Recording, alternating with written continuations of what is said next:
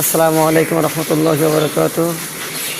আমরা বরিশালে ডেইরি ফার্মে ঘুরতে আসছি। তো আমরা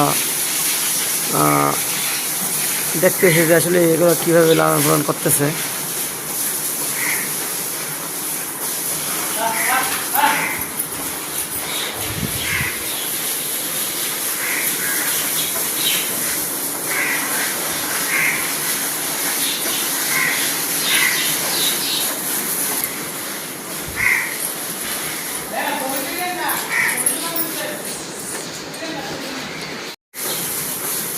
আসসালামু আলাইকুম রহমতুল্লাহি ওয়া বারাকাতুহু। আমরা বরিশালে ডেইরি ফার্মে ঘুরতে আসছি। তো আমরা